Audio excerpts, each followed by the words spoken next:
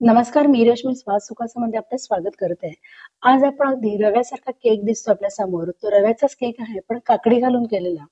कोकणातील प्रसिद्ध असा पदार्थ, याला धोंडस टोपातलं असंही म्हटलं जातं. चला तर पाहूया मित्रमैत्रिणींनो, यासाठी लागणारे साहित्य काय काय आहे ते. इथे मी मोठी काकडी घेतलेली आहे. ही साधारण आपल्याला श्रावणात म्हणजे नवरात्राच्या आसपासही जून अशी मोठी काकडी आपल्याला इथे मिळते.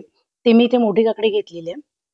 त्यानंतर इथे मी आपण बघाल इथे काकडीचा आकार आणि त्याची साईज आपल्याला दिसेल. ही साधारण अर्धा किलोच्या आसपास आहे. अर्धी वाटी ओलं खोबरं घेतलेलं आहे किसून. थोडेसे काजू घेतलेले आहेत. अर्धा चमचा हळद घेतलेली आहे. 2 चमचे साजूक तूप, अर्धा चमचा वेलची पावडर, गूळ घेतलेला आहे आणि मोठी वाटी भरून मी इथे रवा घेतलेला आहे. गुळाचे प्रमाण आपण काकडीचे किस आहे त्याच्यावरती घेणार आहोत. म्हणजे ते आपण ते मोजून नंतर घेणार. जोपर्यंत जेवढा आपला काकडीचा किस निघेल तेवढं घेणार आहोत. मधोमध मी सुरुवातीला काकडी चिरून घेतलेली आहे. नंतर आपण काकडीचे पुन्हा इथे या अर्ध्या भागाचे 4 भाग करून घेणार आहोत. आपण इथे बघा थोडीशी काकडीच्या ज्या बिया असतात त्या मोठ्या आपल्याला दिसतील, त्या म्हणून आपण काढून घ्यायच्या आहेत. काही वेळेस आपल्याला पिवळसर रंग दिसणे म्हणजे पूर्ण पिकलेली काकडी सुद्धा आपल्याला मिळते. तुम्ही दोन्ही प्रकारच्या काकडी घेतल्यात तरी चालेल. या बिया आपण बघितल्यात किती मोठ्या आहेत. त्या बिया सुद्धा आपण आता काढून घेणार आहोत. काकडीचे मी साल सुरुवातीला काढणार नाही, कारण किसताना आपल्याला त्याचा आधार मिळेल, जेणेकरून आपण जास्तीत जास्त काकडीचा जो गर असतो तो आपण किसून घेता येईल. आपल्या खोबरं किसायची जी किसणी असते त्याच्यावरती आपण तो काकडीचा काकडी किसून घेणार आहोत. बिया सुरुवातीला आपण व्यवस्थित काढून घ्यायच्या सगळ्या काकडीच्या. आपण बघाल इथे मी बिया काढून घेतलेल्या आहेत. आता किसणीच्या साहाय्याने आपण त्या किसून घेणार आहोत. सालीकडचा भाग आहे तो हाताच्या दिशेने ठेवून आपण तो किसून घेणार आहोत. अशा पद्धतीने आपण सगळी पूर्ण जी आपली काकडी आहे ती किसून घ्यायची आहे. थोडी थोडी करून आपण ही काकडी आपली किसून झालेली अख्खी ती एवढी आपल्याला काकडी किसून झालेली आहे. नंतर आपण तो काकडीचा जो किस आहे तो आपण वाटीच्या साहाय्याने मोजून घेऊया. म्हणजे आपलं प्रमाण जे गुळाचं आहे ना ते अगदी परफेक्ट होईल. साधारण तुम्ही निम्म्यापेक्षा थोडासा गूळ जास्त घ्यायचा. म्हणजे जर 4 वाट्या तुम्हाला काकडीचा किस मिळाला तर साधारण तुम्ही एक 2.5 वाटीपर्यंत गूळ घेऊ शकता, किंवा 3 निघाला तर तुम्ही एक 1.5 पावणे 2 वाटी इथे गूळ घेणार आहात. म्हणजे निम्म्यापेक्षा थोडासा वरती जास्त केला म्हणजे जरा छान मस्त गोड असं होईल. रवा मात्र मी इथे 2 वाट्या मोठ्या 2 वाट्या भरून रवा इथे घेतलेला आहे. म्हणजे जी आपली वाटी दिसते किस मोजण्याची त्या 2 वाट्या मी घेतलेल्या आहे.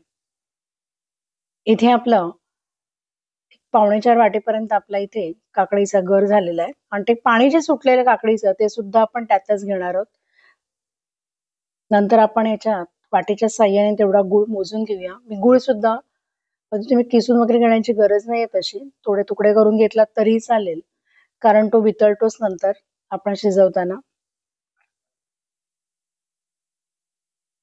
इथे आपण बघाल मी काकडीचा गरामध्ये आता गूळ घालत आहे. आणखीन थोडे आपण घेणार आहोत.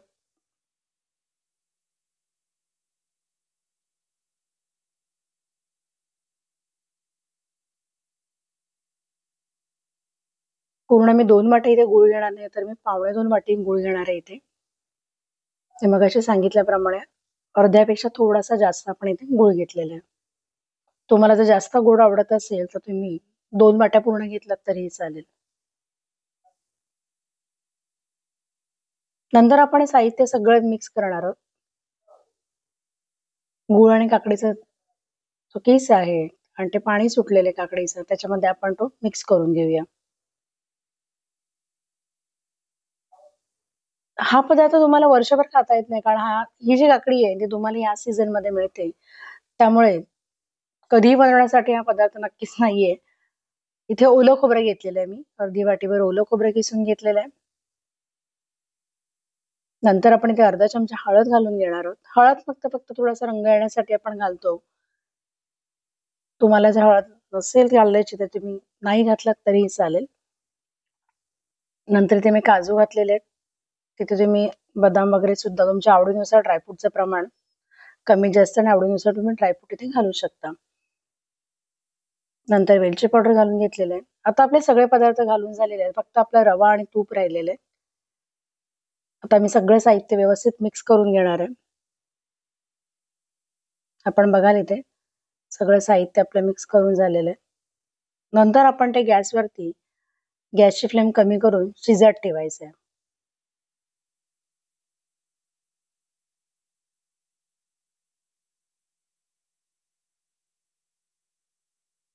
इथे मी शिजत ठेवलेलं आहे.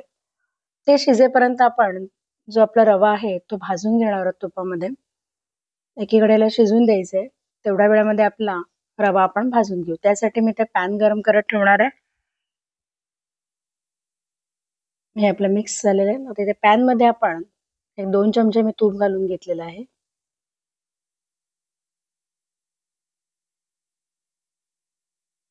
तूप आपलं वितळलं की त्यामध्ये आपण रवा घालणार आहोत आणि रवा मस्त खरपूस भाजून घ्यायचा व्यवस्थित.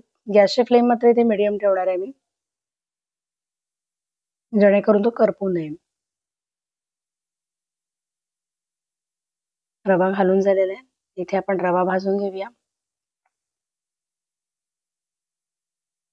तोपर्यंत आपल्या तिथे गूळ सुद्धा वितळला जाईल.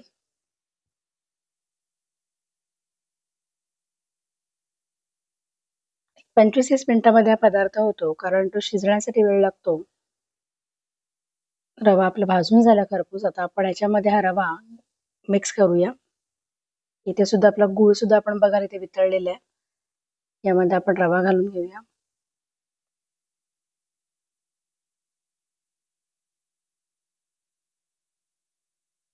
इथे रवा घातलाय मी. सर्व रवा घालून झाल्यानंतर आपण तो पूर्ण त्या साहित्यामध्ये मिक्स करून घेऊया.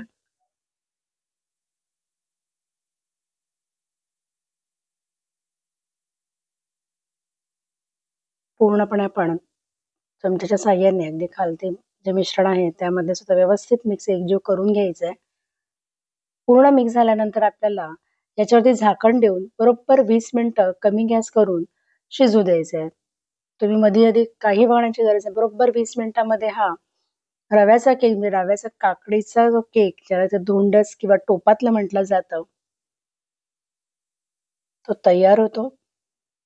इथे आता आपण बघाल आपल्या इथे व्यवस्थित मिक्स झालेला आहे आणि याचा एक मस्त असा सुगंध येतोय. वरून व्यवस्थित प्लेन करून घेऊया आपण. तुम्हाला जर वाटत असेल तर तुम्ही एखाद्या भांड्याला तुपाचा हात लावून त्यामध्ये मिश्रण ओतलात आणि त्यात ठेवलात तरीही चालेल. तुमच्या आवडीनुसार तुम्ही झाकण ठेवलेलं आहे मी आणि गॅसची फ्लेम मी कमी ठेवली आणि बरोबर 20 मिनिटं आपण ठेवलेलं होतं. 20 मिनिटांनंतर आपण गॅस बंद करणार आहोत. बघूया आपला केक कसा झालेला आहे. आपण बघाल इथे रंगही सुंदर आलेला आहे याला. हे आता पूर्णपणे थंड होऊन द्यायचं आपण. एक साधारण संध्याकाळ केलं तर दुसऱ्या दिवशी बघा किंवा एक 4-5 तास तरी तसंच ठेवलेलं मी हे. आणि 4 ते 5 तासानंतर आपण हे ना कटिंग करायला घ्यायचंय. आता आपण हे कापून घेऊया म्हणजे जेणेकरून ते आतल्यात मस्त शिजेल आणि तो रवा छान फुलून येईल.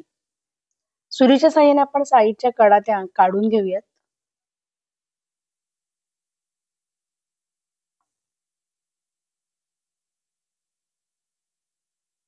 थोड्या मोकळ्या केल्या की त्याचा रव्याचा केक तो सहजतेने आपला सुटतो.